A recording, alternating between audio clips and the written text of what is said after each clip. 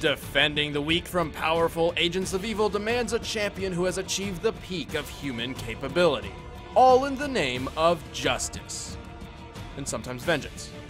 Batman, the Dark Knight. And Captain America, the Sentinel of Liberty. He's Wiz and I'm Boomstick. And it's our job to analyze their weapons, armor, and skills to find out who would win a death battle.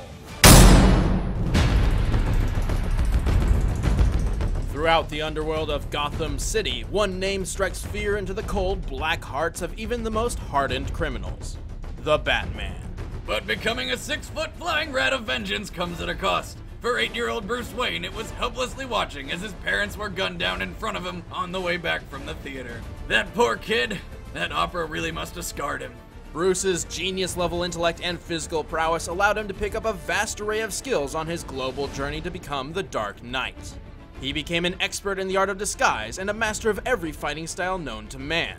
He's perfected escape artistry, sword fighting, detective skills, stealth, has a photographic memory, earned 12 master's degrees, is an expert marksman, and is vastly knowledgeable in pressure points. And we're positive he's not superhuman? Officially, no, he's not, but he has learned to appear so in the minds of his opponents. Having been trained by the League of Assassins, Batman's greatest weapon is fear. All it takes is a glimpse of that pointy-eared shadow and criminals start shaking in their boots. He can disappear and reappear in an instant thanks to his mastery of stealth and the high-tech gadgets he keeps in his utility belt. Like his bat claw grappling hook, smoke pellets, tons of different batarangs, and shock gloves. Hey, don't underestimate the shock gloves. They release a charge powerful enough to penetrate Kevlar and even stop the heart of one of Batman's most powerful enemies, Bane. But then he restarted it because he's nice like that. Bane later said thank you the only way he knew how. I'm surprised Batty didn't pull something out of the utility belt to stop that one, considering it seems to contain anything Batman could ever need, even shark repellent. Actually, that's a common misconception. The shark repellent was stored in the helicopter that Robin was flying, not Batman's utility belt. Oh yeah, because that makes it so much less ridiculous. Batman also carries explosive gel. A cluster of this substance can be sprayed onto nearly any surface and remotely detonated. Perfect for distractions. Or, you know, blowing shit up. Tip for criminals, if you know Batman's after you, avoid anything shaped like a bat. Somebody in here?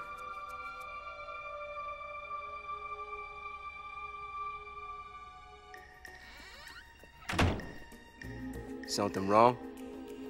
Nope. Bruce chose the guise of a bat to project his own fear of the flying mammal onto his enemies. However, that's not the Batsuit's only purpose. Thanks to some military-grade armor he stole from his own company with Morgan Freeman's permission, the Batsuit is almost completely bulletproof, knife-proof, electricity-proof, punch-proof, dog-proof, and theft-proof. Inside Batman's cowl is an array of high-tech gear commonly used for listening to police scanners and communicating with allies. But in combat, Batman finds more use in its night, infrared, and ultraviolet vision. Also, its built-in Triangulation imaging system, which hacks into the world's cell phones and creates a digital 3D map. You mean he can see everything I do just because I have a phone? More or less. Ask him where I left my keys. Aside from mass invasion of privacy, Batman's resume includes such accomplishments as dodging Darkseid's virtually unavoidable Omega beams, withstanding the vacuum of space for 24 seconds, and breaking free from a coffin buried 6 feet underground in a straitjacket after being deprived of sleep for days, all while having a cocktail of unknown drugs in his system, along with the Joker's latest venom toxin. What the fuck? Are we positive that we're positive he's not superhuman? Well, given his line of work, I wouldn't be surprised if he stumbled into a room filled with gamma rays or something like that, but underneath the Batsuit, he is affected by knives and bullets the same as any other mortal man. Even though he usually comes out victorious, his self-confidence occasionally puts him in life-threatening situations he can't escape without help. Like Bane's thank you spine durability test. But the Cape Crusader has consistently found a way to survive even the most life-threatening situations. And Bats has no problem continuously going toe-to-toe with evil in the name of justice. Vengeance. From this moment on, none of you are safe.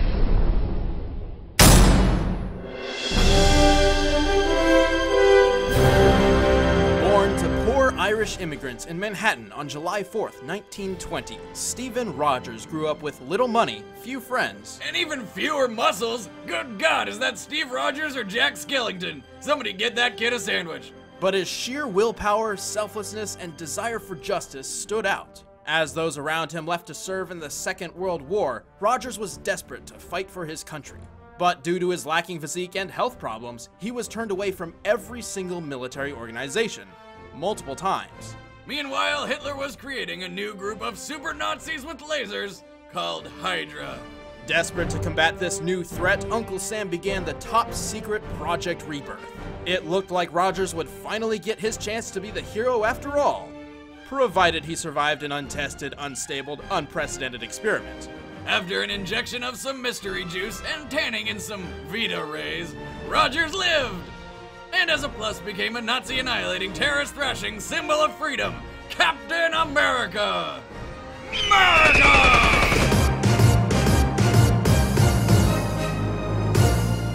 The Super Soldier Serum pushed Steve's body to the absolute limit of human physical and mental potential. A homeless guy sold me a super serum once. I woke up in Tanny's a week later without my wallet. With his new body, Rogers can bench press 1,100 pounds and run a mile in 73 seconds. By comparison, the bench press world record without the aid of a bench shirt is Eric Spoto's 722 pounds, and the fastest mile run belongs to Hisham Garouche of Morocco at 3 minutes 43 seconds. That makes Rogers nearly twice as strong and over 3 times as fast as the most physically fit human beings in the world. He can even dodge gunfire at point-blank range by, in his own words, seeing faster. Which is the absolute stupidest way of saying that his brain can process images faster than a normal human. Putting his new abilities to good use, he's adept in every single form of hand-to-hand combat known to man. That's right, I bet you didn't know that Captain America was a ninja. Jiu-jitsu? Kung Fu? Krav Maga?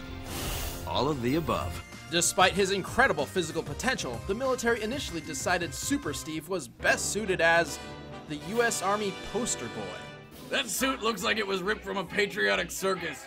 It was. Really? Well, at least he upgraded to suits not made from circus later on. No, they were too. What kind of circus would make a costume with Kevlar Nomex and lightweight titanium that's resistant to fire, water, and electric shocks? Some call it World War II. Oh, I get it. But the most iconic aspect of Cap's attire is his famed shield. Composed of proto-adamantium and a mysterious metal from space called vibranium. This one-of-a-kind shield was presented to him personally by none other than the 32nd President of the United States, Franklin Delano Roosevelt. And like a badass, Cap doesn't just use his shield for defending himself. He hurls that motherfucker at just about anything that moves. The combination of the two metals allows the shield to absorb and reflect practically all kinetic energy and thus ricochet off multiple targets with only minor loss in velocity. Captain America utilizes this in combination with his super soldier mind to predict and calculate the shield's trajectory so that it always ends up back in hand no matter how many targets it has struck. Cap's shield can reflect anything from bullets to lasers, decapitate vampires, and stop a blow from Thor's hammer. And if you recall, Mjolnir doesn't fuck around. This giant frisbee of freedom is so cool, even Superman wants one.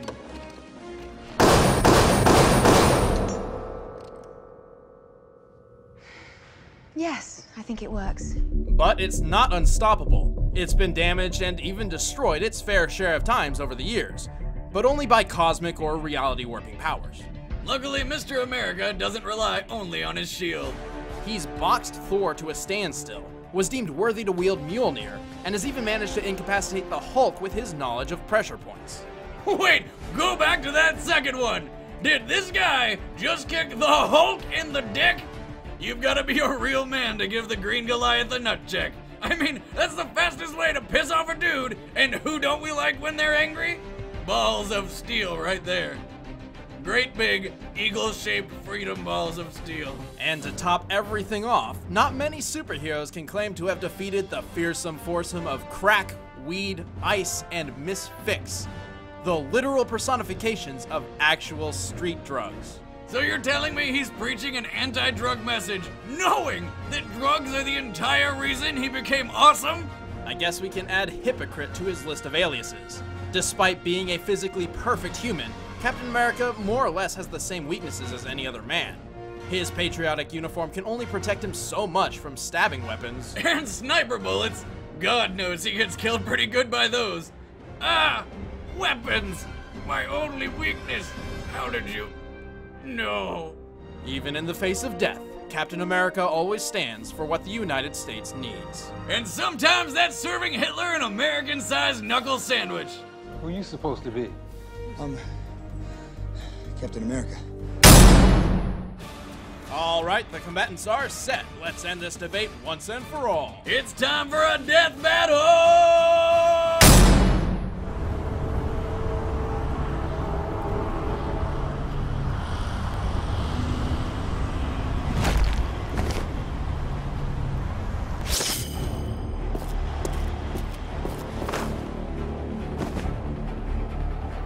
Fight!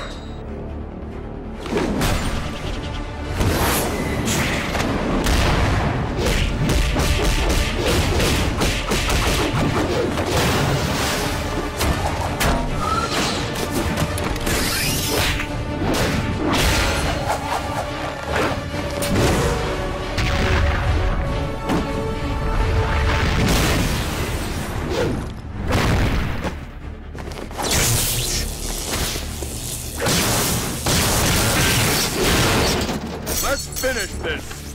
Hyper!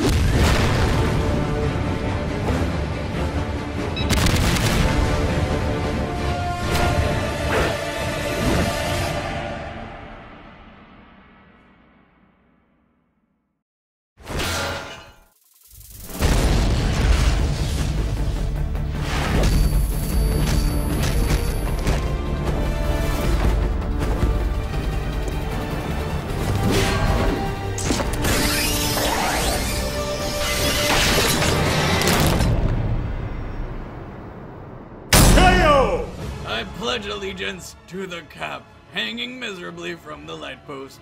Captain America did have the endurance and power advantage, and Batman himself has admitted he could lose a hand-to-hand match against him. But there's a big difference between could and would. I could survive the fall out of an airplane, but I wouldn't bet on it. Unless you're doing it, Wiz, you should totally try it. $5 if you make it. You're an idiot, Boomstick. Also, the fact is, Batman is more than a boxer. His stealth and disarming skills allowed him to turn the fight in his favor. Not to mention the gadgets. Just because Cap could see faster doesn't mean he could see hard enough to spot bats through a solid wall of smoke. Batman also regularly battles and sneaks around super beings far above your average laser Nazi. If he can ninja around Superman's super hearing, there's no reason he can't do the same to Captain America. And of course, Batman has more knowledge about pressure points and fighting styles because he's mastered all of them rather than simply being adept, helping him incapacitate and finish off the Star-Spangled Soldier. Captain America just couldn't hang in there. The winner is Batman. Next time on Death Battle.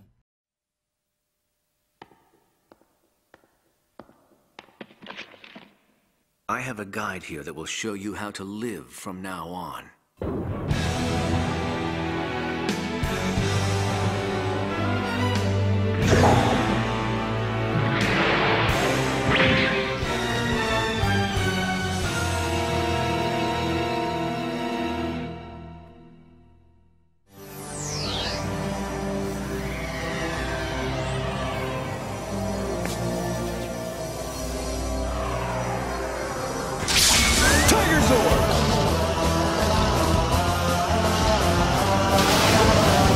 Ranger Tiger Power, White Ranger Tiger Power now!